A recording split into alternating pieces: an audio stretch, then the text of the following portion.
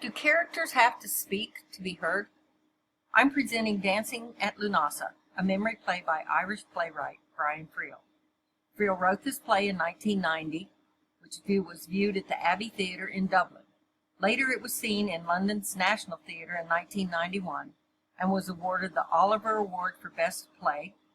Then it went to Broadway's Plymouth Theatre and won the Tony Award for Best Play, as well as Drama Desk Award nomination for Outstanding Play. This play is narrated by an omniscient male describing his life with 4 older aunts and his unwed mother during the summer of his 7th year. The benefit this play brings to our class is the introduction of a memory play, pagan and pious characteristics, which we haven't covered yet. Even though this play is narrated by a male, the women in the play carry much of the action, as we've seen in several of the plays thus far this semester. However, the women in this play are presented in a much different light than most of the women we've read about. Next.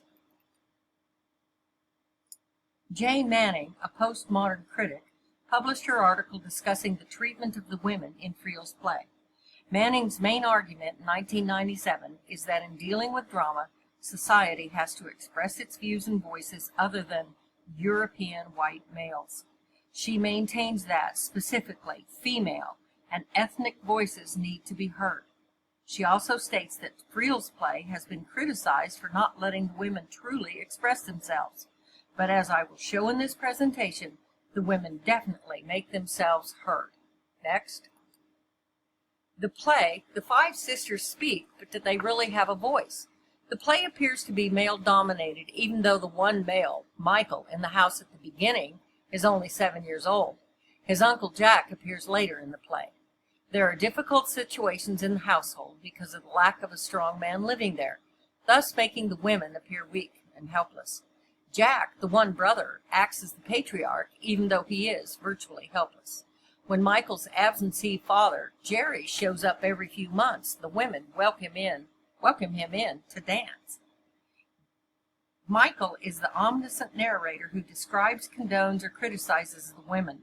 He even interrupts the story and tells the ending in the middle. Manning maintains that even though Michael, Jack, and Jerry appear to dominate the women in the play, it is the women who capture the audience's energy and not the men.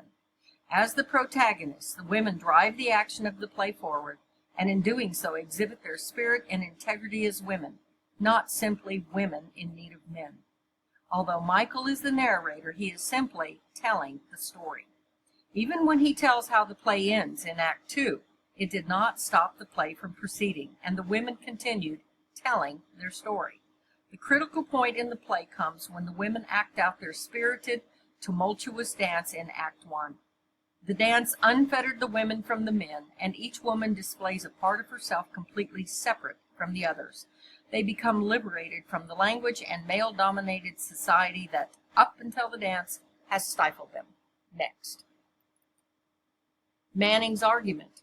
Manning maintains that white European playwrights do not actually give their female characters a real voice.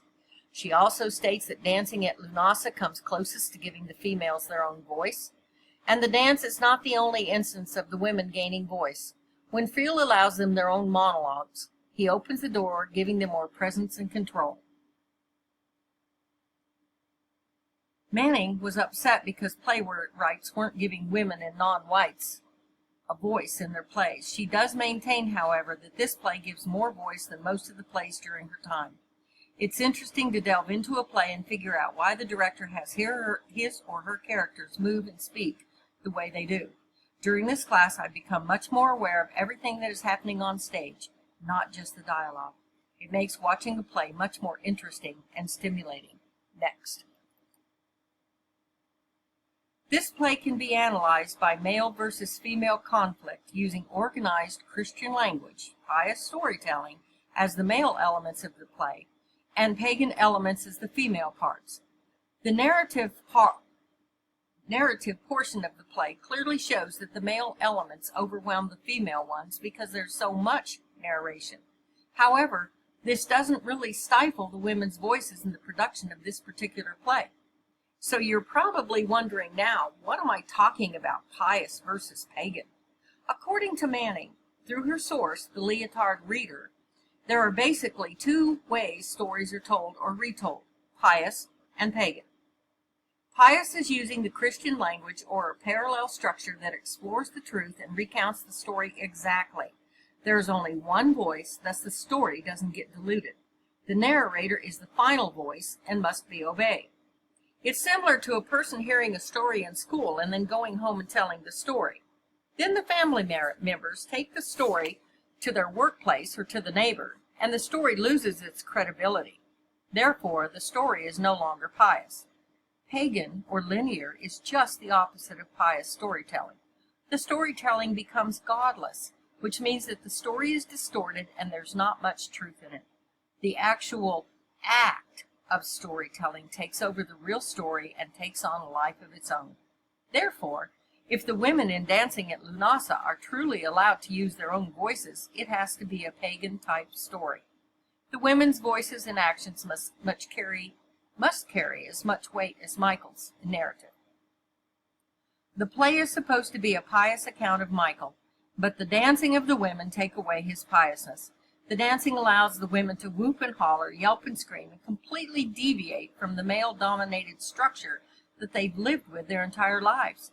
Michael detests the dance the women spontaneously perform in Act 1, when he says, quote, "I had witnessed Marconi's voodoo derange those kind, sensible women and transform them into shrieking strangers," end of quote. By the way, Marconi is the wireless radio the women actually name. The critics maintain that the dance was not hysterical or deranged, it was the women displaying power. Thus Friel is giving the women in the play more power than their male counterparts. The dance in the video depicts what I believe Friel wanted the audience to see. Sadly, one of the sisters dances out of the camera's view, but overall, this was the best dance I found. It shows the women becoming totally entranced in the music and the freedom it gives them. Knowing how to distinguish if a play is pious or pagan helps the audience better understand the meaning behind not only the narration during the play, but also the way the actors and actresses move and react. Next. There are other instances in the play when body movement subtly becomes pagan storytelling. Jack does a shuffle dance representing the grounding of his soul and his longing to return to Africa to be with the people he loved. Chrissy and Jerry's garden dance pretty much describes their on-again, off-again relationship. When they're together in the garden, they are unfettered and can celebrate their love through dance without being afraid of reprisal. Whereas if they tried to court, the sisters would object because of his previous abandonment and ill treatment of Chrissy and his son, Michael. The dances are not verbal, but they tell us the story visually. Apart from what Michael wants to tell us, the dancers actually become the narrators and tell us their story. Next. Weighing in with previous plays, The Deep Blue Sea, A Taste of Honey, and Plenty.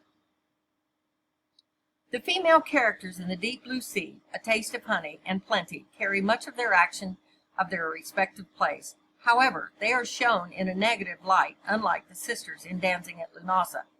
The sisters deviate from the norm by paganistic actions, but not simpering like Hester, whorish like Joe or Helen, or opportunistic like Susan and Alice. The sisters are respectable women who would like to marry one day, but they stay within the acceptable realm until the dance.